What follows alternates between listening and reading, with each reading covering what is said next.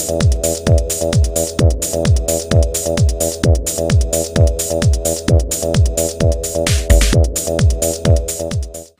folks, today I'd like to take a casual peek into the Xevoz Hyperfuries Shock Berserker Battling Figure Kit by Hasbro.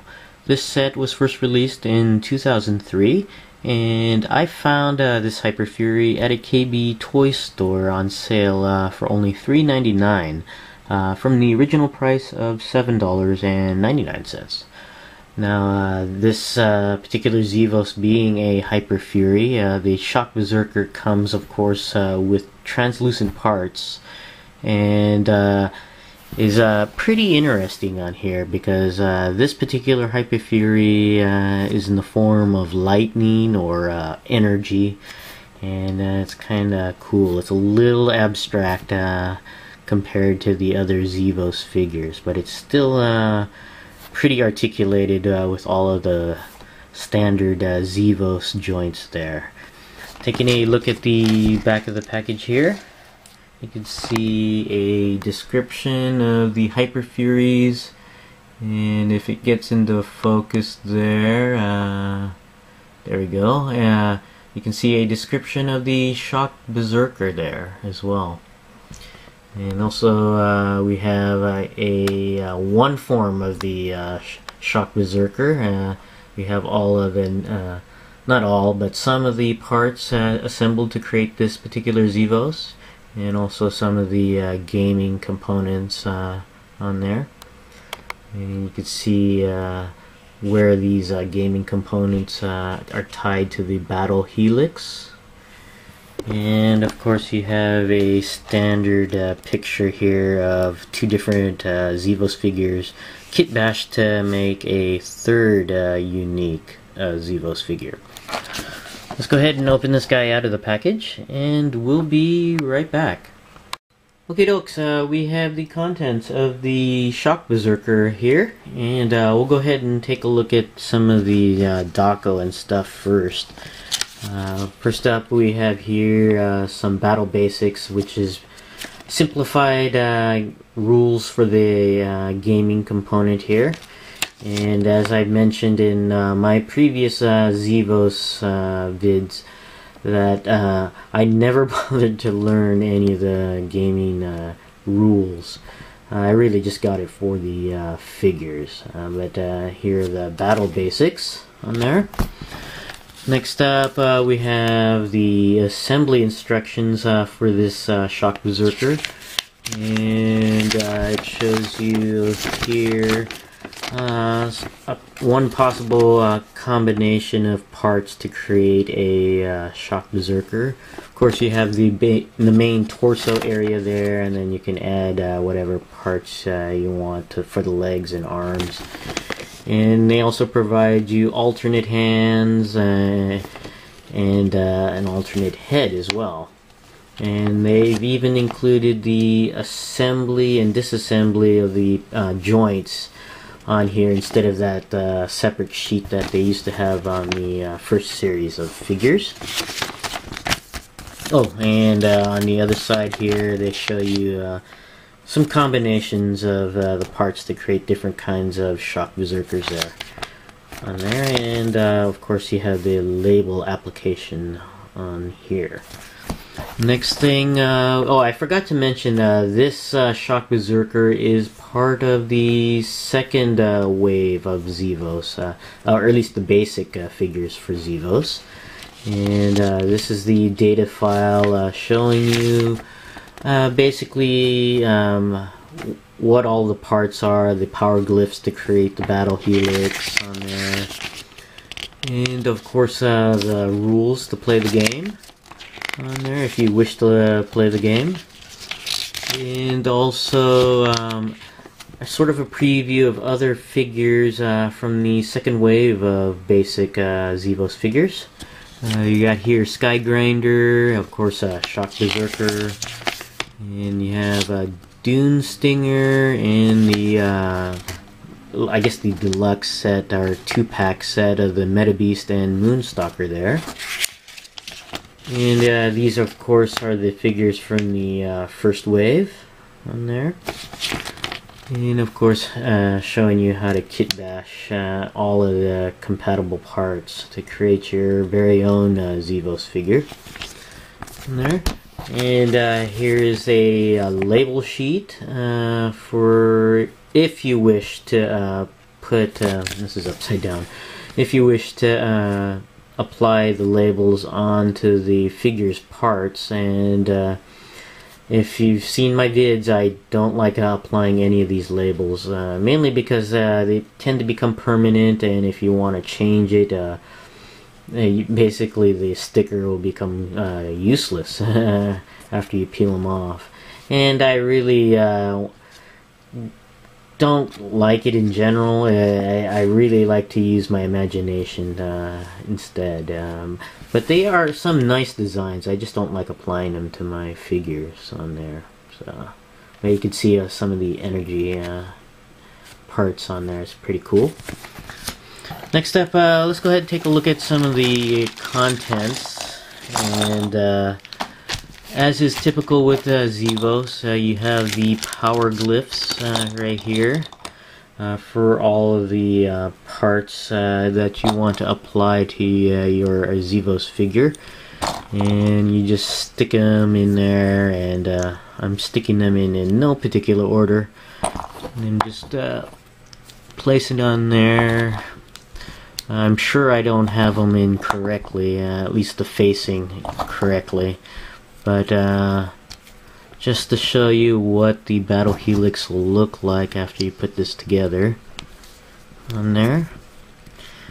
That's basically the battle helix with the different glyphs and the end caps. It looks like Shock Berserker is color-coded yellow.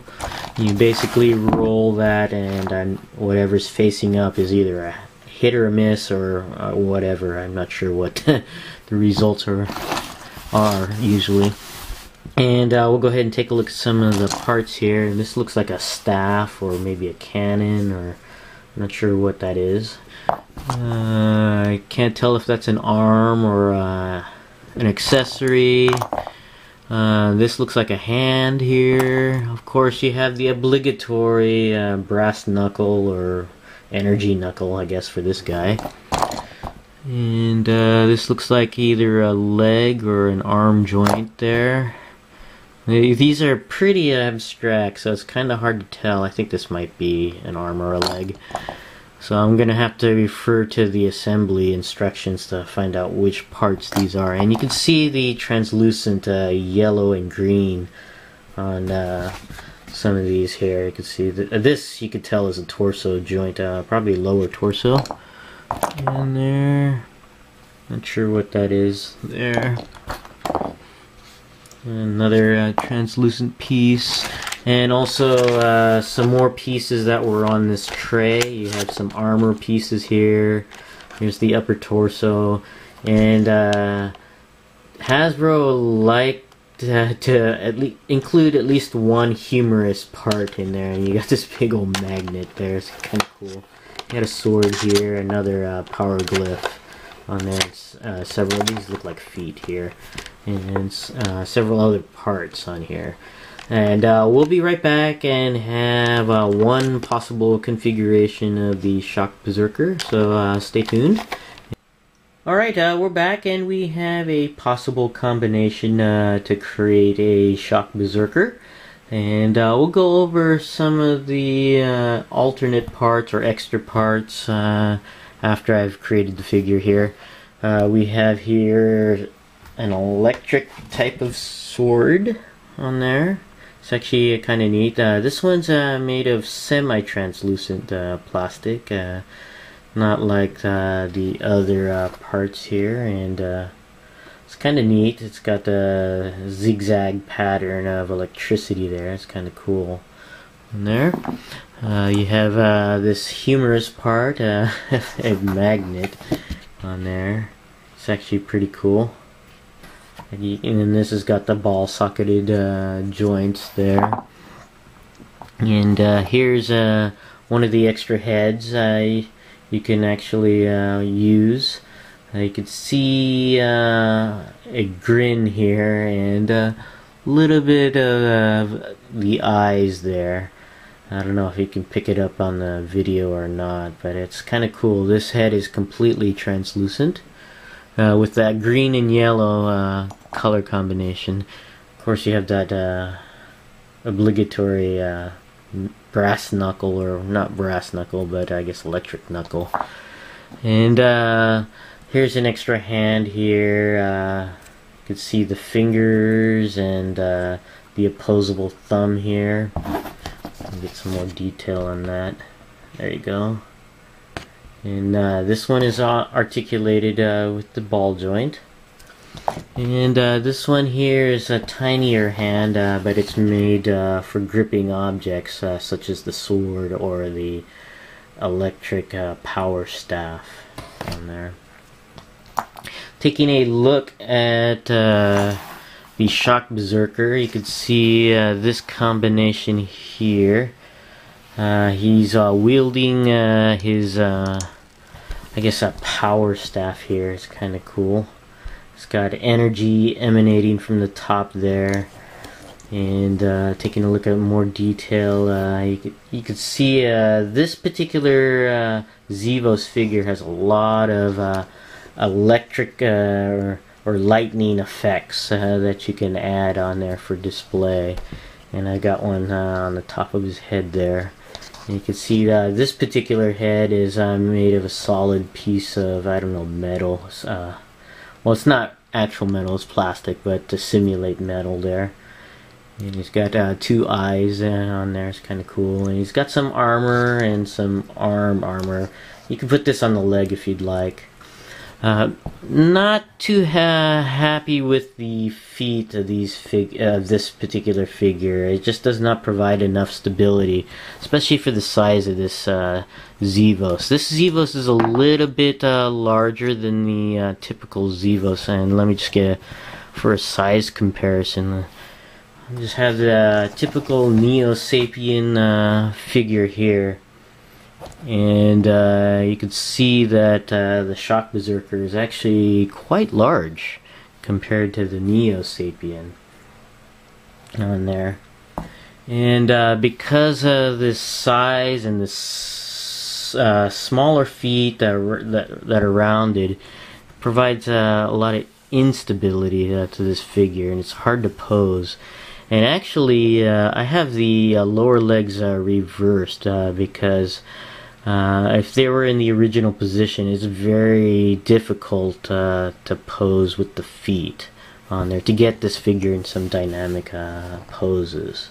So I had to reverse the lower legs there. So, but going over the articulation of this particular Xevoz, and it's like many other Xevoz. Every major joint is on a ball joint or socket. So the head, can go all the way around on here, can go way up and down, of course on the side. The arms can of course go all the way around, out, in, at an angle. The elbows are on a ball joint as well, so they go in all sorts of directions, as well as the hands on here. And of course you got the torso going all the way around, bending back extreme if you'd like, onto the side and all that.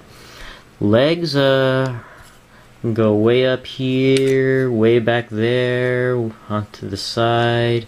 Get the knee joints, just typical Xevoz ball joints. So you can get it in very dynamic poses, but because of these smallish feet compared to the size of the figure, it's actually a little bit difficult to pose. And it's because of the abstract nature, it's kind of hard to tell, or at least hard to relate to when you get this guy in some poses on there. So, but this is my casual peek into the Xevoz Hyperfuries Shock Berserker battling figure kit. Thanks for watching, and I'll see you next time.